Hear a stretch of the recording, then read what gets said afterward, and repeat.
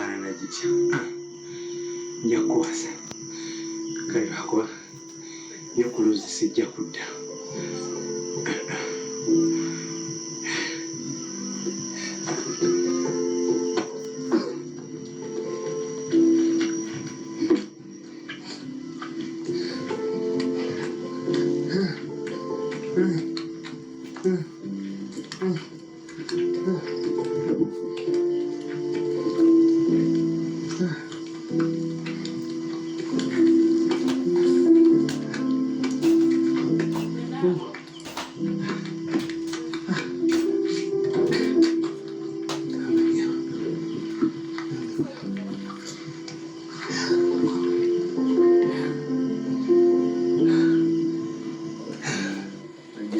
kwanjula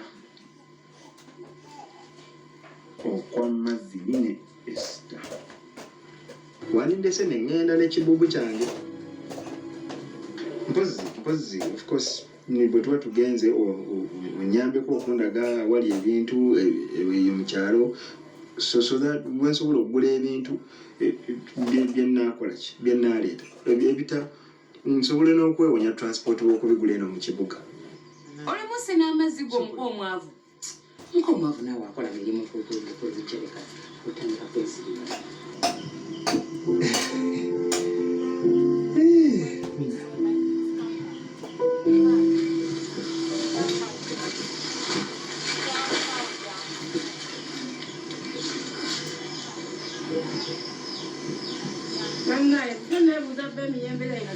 simanyi bokabuze miyembe egyange mukadde miyembe gyange gyonna ogimazeeko njo simanyi nti wali wabba emiyembe gyano njo gwogibba kale emiyembe gyange gyonna gyonna ogimazeeko wali wonna gibadde bonna gubadde gwabala gonna nga guli bweguki gonna ogubbi ogumazeeko kale abayita obuyisi mukulu mujja mubba emiyembe egya kate nina abaana singa wazze n'osaba bulijjo sikibba mukadde kyesinzi badde mpitawo nenyiraba neŋŋamba kanjeko ng'enjala ennuma abala bagibba ndaleza gwogibba bulijjo nedda si yenze nze ndi just mugenyi mbadde nazze buzi siri weeno ndi muwala wa muzeeyi ntende wali eri oli muwala wa muzeeyi ntende muzeeyi ntende mukwano gwange kale oli muwala wa mukwano gwange kale noga singa tobadde mwana wa mukwano gwange nandibadde nkugobye naye nga wakula olabika bulungi nako mukula nga okyali mwana muto nenze nnyo mukadde kale nnyabo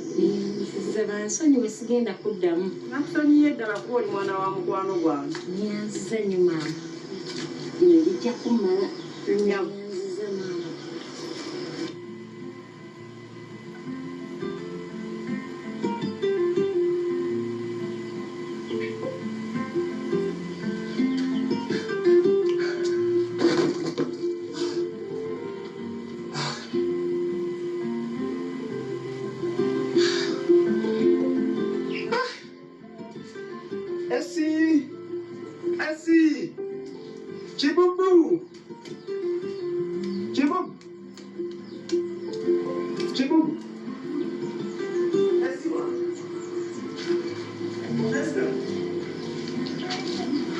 Chibubu!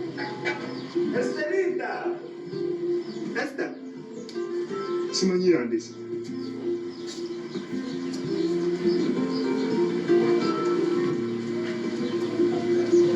Esther!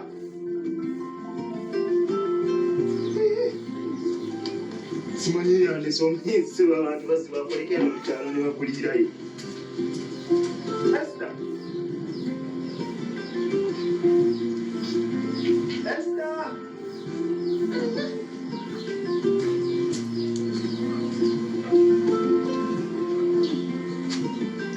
Kale mumpisi.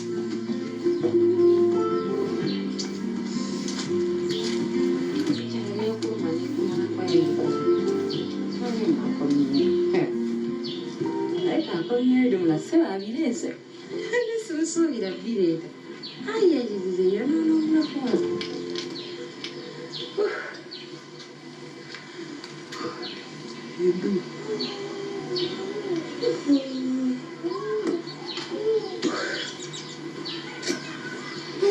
Tobedda nkunoonya bannange obudde oliwo Mbadde mu nnimiro kiki? Obadde ogenza okukola ki mu nnimiro wannange? Oli emiyembe nga togyozeza nako? Ate gibadde kibozi bw'otegyoza baaki? Genda ogyozeeko. Nze obudde omutima gukunnumira. Kibi nawe weesibako nnyo ku bantu. Firi lwaki oli emiyembe nga togyozeza? Olwaleero emiyembe obutagwoza nze sagala kwonoona mazzi. Kati kali obuzi obwo obutini bwogenda n'ofuna wala erinoyoza omuyembe olwo bwe bungi ennyo obubeera bugenda omalawo amazzi. Oyamba buulira era nammwe temugoononera guno gwe gusembenze sidda ku luzzi. Marvin abulaafuba okusoomoola naye munayo newunyisiza mbadde suubira nti n'ebidomolo n'obireeta mbadde manyi ebimu ojja birekayo. Sijja kutukira eno mugongo. Actually nze mbadde nteesa tuddeyo. Nange nenteesa titambula ogenda kwatamu ebyo byogenda ani yakuyita. Marvin wajja otwesibako ne ku makya twali tukuddukako n'otwesibako kati oli wanene weekabya ebyekisibu noba olya ntusobola kola ne buddayo ani yakuyita. Omanyi enkimya amazzi ino gyogenda ogakimanga ago gakyali malaga oli kasiki embaga ejja nenfumba emmere enkwesa era nze mbabuulira amazzi temugoonona. Nsigenda kukutukira eno mugongo simanyi lwabulaavunanka kukima amazzi.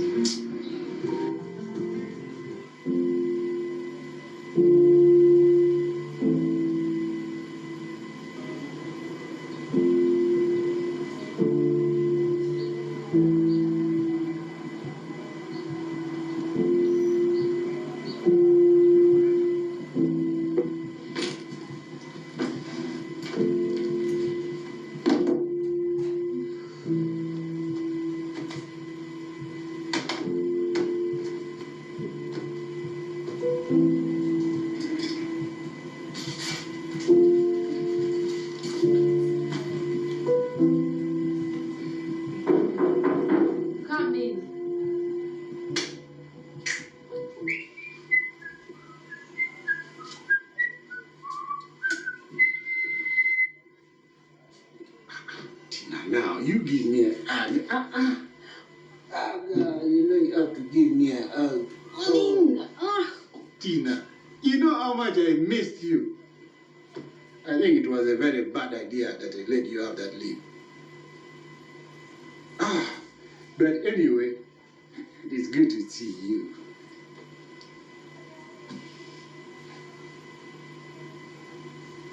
Why are you not happy? Huh?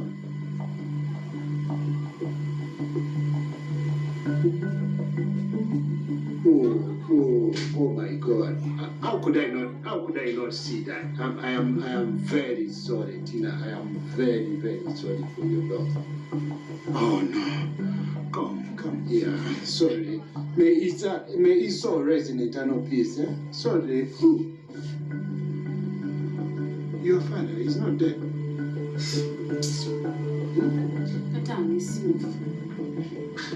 But if he's not dead, why are you very, very sad like this in the morning? Tina, are you sure? You know it is a normal process that you be in denial, especially when the first few days when the person has just died. Tina, are you sure? So it was you. It was me, what? What? Go up, Vincent, to live parking your linga. Yeah, that one. Vincent. That one I beat him small. It's okay. Now, it's just small. I just had to beat him and discipline him. Kati omusajja w'ebintu wakuba waaki kati mu butuufu abakufiira awo. You're talking about Vincent like that? Yali akoze eki? You forget about Vincent. Vincent is sitting on my princess with Tina. Open your eye now. Vincent is cheating on my princess, and I cannot allow him to cheat on my princess. Huh? Olinga, you don't even know Vincent. You don't even know him. mubutuufu yali akoze eki? Tina, you see that? I cannot allow Vincent to cheat on you. Tina, I made a mistake. I let you go. Huh? And you know, fate brought us back together. Now I cannot allow anything to separate us. But Vincent is even married. What do you want from him? Olinga, in me I moved on. You also do that. Move on. Tina, you want me to move on? Yes, move Okay, on. give me transport. I move on. Olinga kinjogera okitegeera. Nze naawe twekyawa kyentegeeza. Yes, twali toyagaddeko naye kati byaggwawo. Nafuna omusajja omulala naawe genda n'obulamu bw'ofuna omukazi omulala. Are you finished? Are you finished? Tina, let me tell you, I am not going to move on. I left, you left, and then the world brought us back together again. I am not leaving you this time. You are mine, and mine alone. If Vincent comes, if it means cut his mouth off, I'll cut it off. Tina, you are mine, and mine alone. You tell Vincent, if I ever see him near you again, huh? You don't tell me to move on.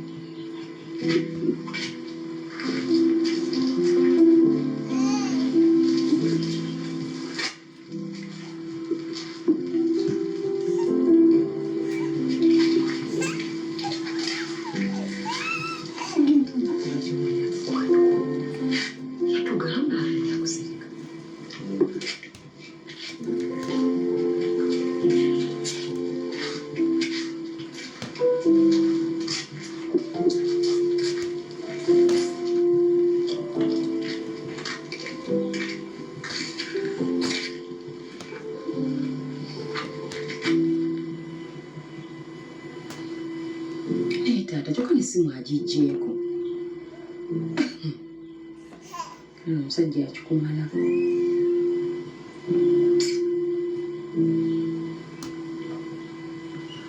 Hello Tina. Muli bulungi? Mwana bwenze kikiri. Okimanyi nti ennyumba we twagirekawo eri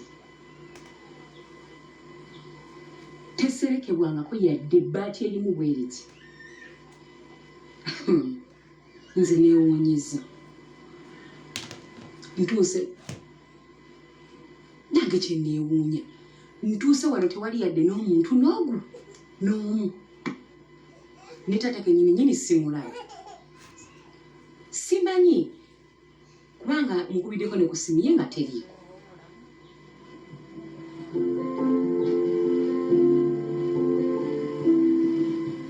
Oba simanyi ne mwana gwe kale mpeddemu n'amaanyi nga bwe twagireka bweri yadde okwongerako yadde nti oba bulooka oba omuti nga bwe twagireka bweri kale akikumalako mwana gwe byebiri eno kanka ngende ku busungu nzita bbaali. Niye bannange ano omusajja si mwangu sawa nzize mmanyi tujja kukola